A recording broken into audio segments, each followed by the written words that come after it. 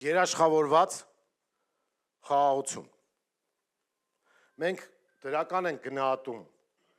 այն, որ ընդդիմադիր խոսույթի մեջ, ընդդիմադիր շրջանակների խոսույթի մեջ հայտնվել է այս ձևակերպումը, որը մենք ամիսներ առաջ էինք առաջ քաշել եւ կարծում ենք, որ սրա բովանդակությունը պետք է բացահայտել։ Ուրեմն իշխանությունը, որը ներկայացնում է պատերազմի եւ պարտության կուսակցությունը, բոլորիս մեղադրում է, որ մենք պատերազմ ենք բերում, բայց իրականում պատերազմի կուսակցությունը քաղաքացիական պայմանագիրն է, մենք ներկայացնում ենք խաղաղության կուսակցությունը։ Պատերազմի ագրավները հակել են խաղաղության աղավնու հակուկապը եւ խաբում են ժողովրդին։ Այս առումով փաստորեն Ալիևը ավելի անկեղծ է եւ չի խաբում, որ որևէ խաղաղություն չկա Հայաստանի հետ։ Կա ընդամենը միակողմանի զիջումներ։ Ուրեմն օրվա իշխանությունը Հայաստանը դարձրել է դոշի բրոշկա եւ այսպես կոչված ուրախ ավտոբուսով շրջում է մարզերում եւ խաբում է ժողովրդին, թե իբր խաղաղություն է բերել, բայց Ալիևը պայթեցրեց այդ ուրախ ավտոբուսը եւ ցույց տվեց, որ իրական եւ երաշխավորված խաղաղություն չկա, իսկ եթե կա, ապա այդ խաղաղության երաշխավորը հենց ինքը Ալիևն է։ Մեր պատկերացրած երաշխավորված խաղաղությունը ինստիտուցիոնալ բնույթ ունի եւ մենք ասում ենք, որ ոչ թե խաղաղությունն է անվտանգության երաշխիքը, այլ ճիշտ հակառակը, անվտանգային համակարգ ապահովելով է հնարավոր հասնել խաղաղության։ Ուրեմն մեր պատկերացած երաշխավորված խաղաղությունը ունի հետևյալ բաղադրիչները։ Առաջին, դա հայկական բանակի վերականգնումն է։ Առաջին եւ թիվ 1 երաշխավորը մեր անվտանգության հայկական բանակն է, որը պետք է ձգտի դեպի պրոֆեսիոնալիզմի։ Հայաստանի բանակը իշխանափոխությունից հետո կհամալրվի ժամանակակից զինանոցով, կզարգացվի տեղական ռազմաարդյունաբերությունը։ Բանակի սպայական կազմը պետք է համալրվի բարձրակարգ կադրերով, իսկ նրանց կենցաղային պայմանները կդրվեն որակապես նոր հիմքերի վրա։ Բանակի պրոֆեսիոնալ մասը կավելացվի երկարաժամկետ պայմանագրերի կնքումով, սահմանների պաշտպանությունը կդրվի պրոֆեսիոնալ կադրերի վրա։ Հատուկ ուզում եմ ընդգծել, որ մենք կարծում ենք, որ 18 տարեկան զորակոչիկները չպետք է ծառայության անցնեն երկրի սահմաններում եւ այլ վտանգավոր դիրքերում։ Բանակը զորակոչիկի համար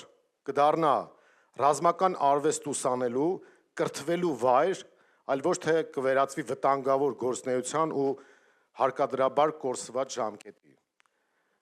Եվ ընդհանրապես բանակում ծառայելը պետք է քարոզվի որպես մշակույթ, ռազմական գործունեություն իրականացնելը որպես բարձր մշակույթ եւ բարձր հարգանք վայելող գործունեություն,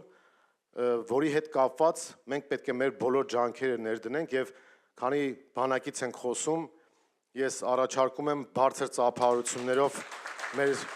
զինվորականներին ողջունել։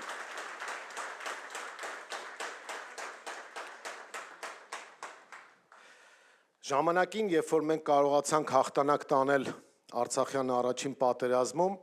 ընդունված էր եւ դրա հիմքերը կային, որ մենք ունենք տարածաշրջանում ամենամարտունակ բանակը, նկատի էր առնվում Հարավային Կովկասը։ Հիմա մենք այդ իմիջային կոմպոնենտը կորցրել ենք, բայց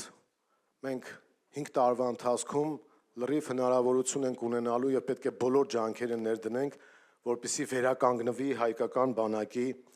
իմիջը։ Ու քանի որ մենք երաշխավորված խաղաղությունից ենք խոսում, նաև պետք է հաշվի առնենք, որ այս իրավիճակը առաջացել է Արցախյան պատերազմի հետևանքով, որտեղ ցավալի պարտություն ենք կրել եւ կորցրել ենք Արցախը, սրա հետ կապված դիրքորոշումներ է պետք արտահայտել, ուրեմն հստակ առանց ձևականության եւ հուզականության ասեմ։ Մենք գտնում ենք, որ նա ում սիրտը չի ցավում Արցախի կորստի համար, սիրտ ու հոգի չունի ու մեծ հաշվով հայ չի։ Բայց նա, ով ասում է, որ իշխանափոխությունից հետո անմիջապես մենք հետ կբերենք Արցախը, նա խելք չունի կամ արկածախնդիր է։ Արցախի հետ կապված մեր դիրքորոշումը հետևյալ կերպ ենք հայտնում։ Արցախի թեման փակված չէ, քանի որ կան էթնիկ զտման ենթարկվածներ։ Մենք գտնում ենք, որ արցախահայության վերադարձի իրավունքը պետք է դրվի Հայաստանի արտաքին քաղաքական օրակարգում եւ դրա հետ կապված միջազգային բոլոր խոշոր խաղացողները որևէ խնդիր չունեն։ Բացի Հայաստանի իշխանությունից ու Ալիևից, ոչ մի միջազգային կենտրոն, լինի դա Ռուսաստանը, Միացյալ Նահանգները, Եվրոմիությունը, որևէ խնդիր չեն տեսնում արցախահայության վերադարձի իրավունքի պաշտպանության հետ կապված։ Ուրեմն այս հարցը հայտնվելու է մեր օրակարգում։ Երկրորդը, արցախահայության սոցիալական եւ այլ միջազգայինորեն պաշտպանված իրավունքները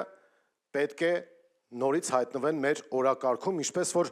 աշխարհում ընդունված է, օրինակ Թուրքիան միլիարդավոր դոլարներ է ստանում փախստականների հետ կապված, նույն Եվրոմիությունից ասում է, որ դուք պետք է ինձ ֆինանսավորեք, որպեսզի նրանք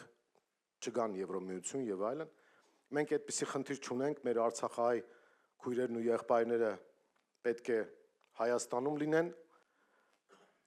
իհարկե պահելով վերադարձի իրավունքի հնարավորությունը, այդ հարցը միջազգայինորեն քննարկելու հնարավորությունը, բայց նրանց սոցիալական եւ այլ տիպի իրավունքները պետք է պաշտպանվեն եւ Եվրոմիությունը, որի ներկայացուցիչները Մակրոնը, Բորելը, Ուրսուլա ֆոն դեր Լայենը, Միշելը,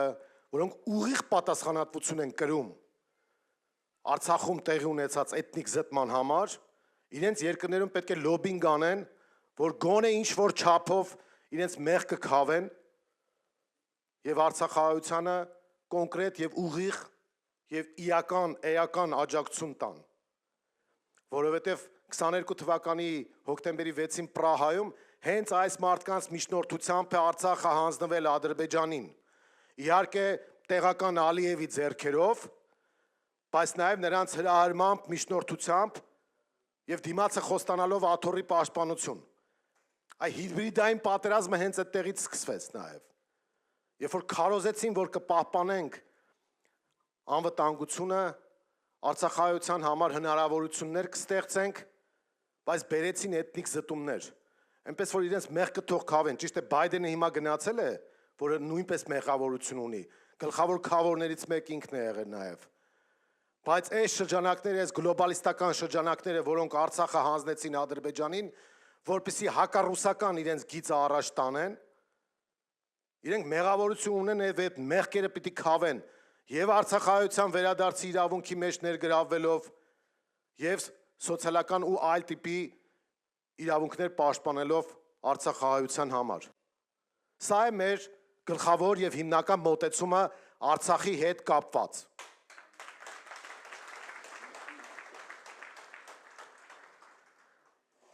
Հաջորդ կարևորագույն բաղադրիչը, որ ունի երաշխավորված խաղաղությունը, դա դաշնակիցների հետ մեր հարաբերությունների վերականգնումն է։ Աշխարհում չկա մի դեպք, երբ որ մեր տիպի երկրները առանց դաշնակիցների իրենց անվտանգությունը ապահովում են։ ՄԱԿ-ի անդամ բոլոր երկրներն նայեք, Եվրոմիությունը մի ամբողջ հսկայական հարուստ Եվրոմիությունը լրիվ այլ հովանոցի տակ է։ Տալիս է արդյոք դաշնակիցը 100%-ով երաշխիք, որ կլինի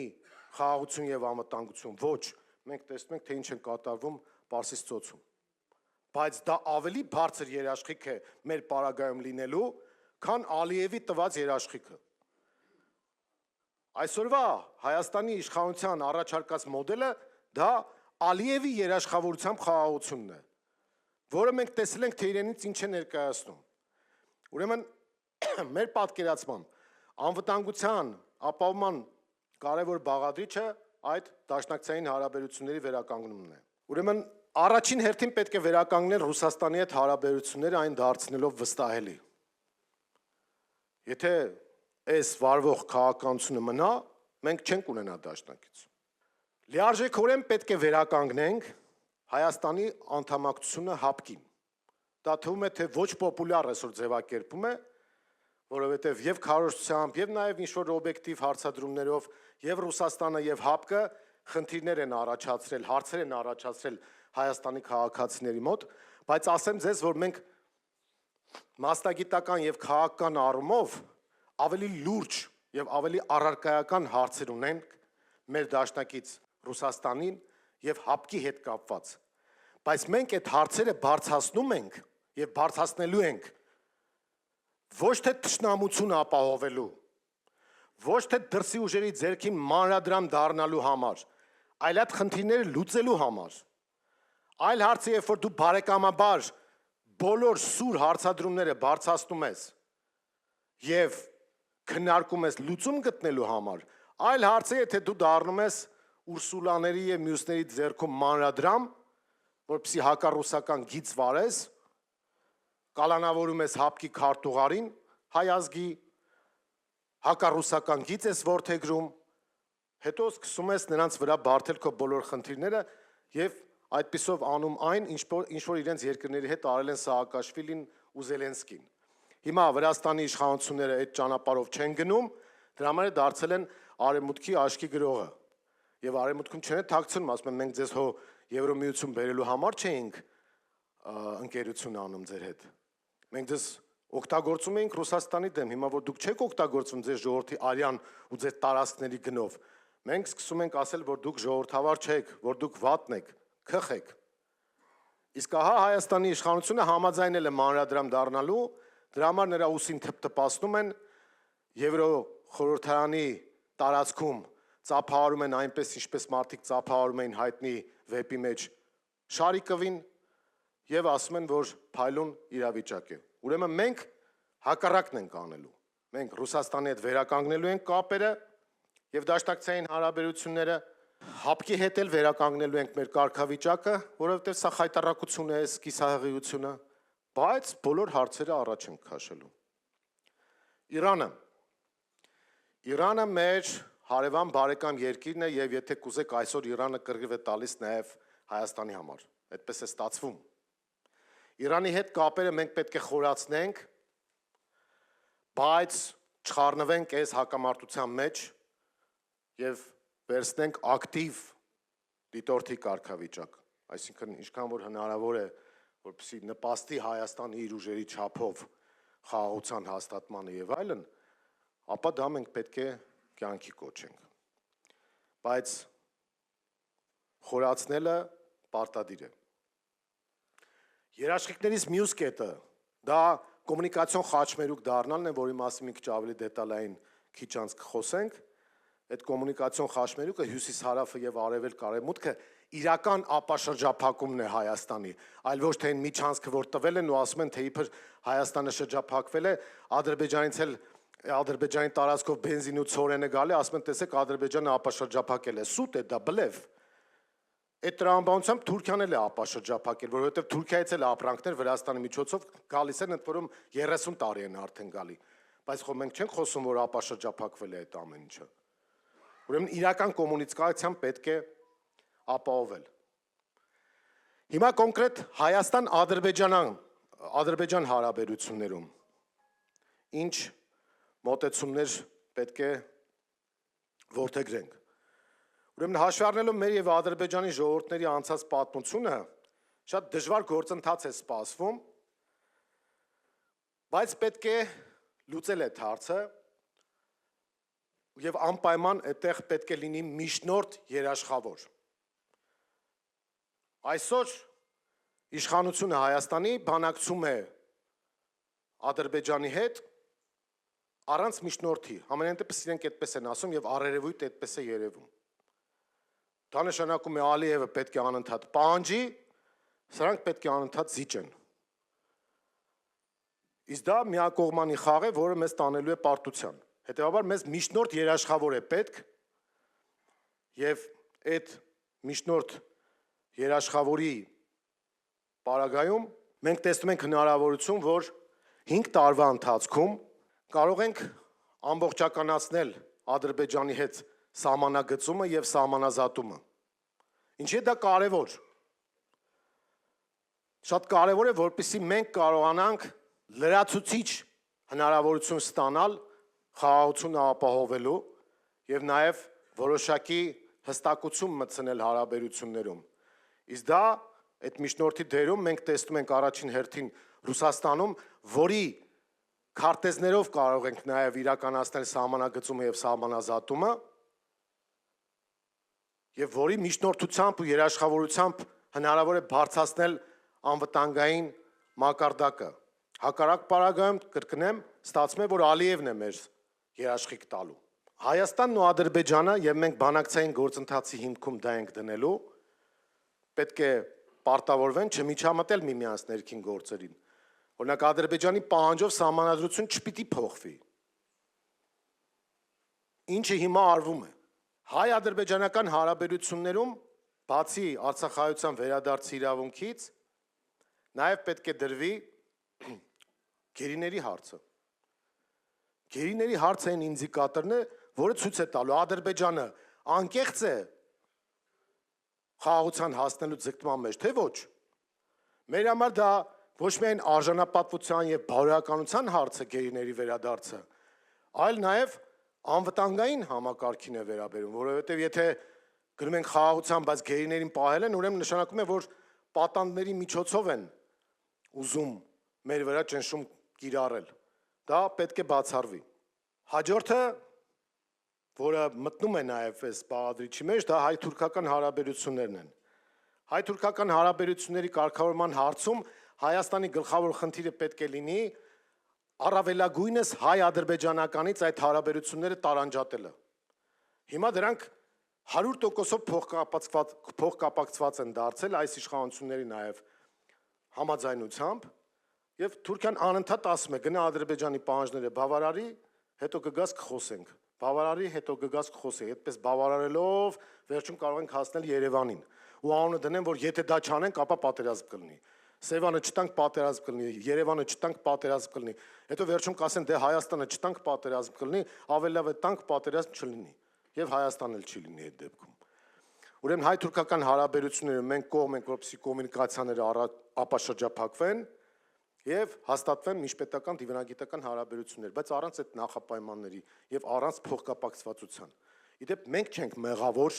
որ այս ամեն ինչը փակ է, սահմաններ կլինեն եւ այլն։ Թուրքիայի դաշտում է գնդակը եւ մեր մեղավորությունը չի, այստեղ իրենք պետք է քայլ անեն։ Ուրեմն սա երաշխավորված խաղաղության մեր բաղադրիչների մասին։ Միջնորդ, երաշխավոր, սահմանագծում սահմանազատում, դիվանագիտական հարաբերությունների վերականգնում դաշնակիցների հետ եւ ամենակարևորը հայկական բանակի վերականգնում։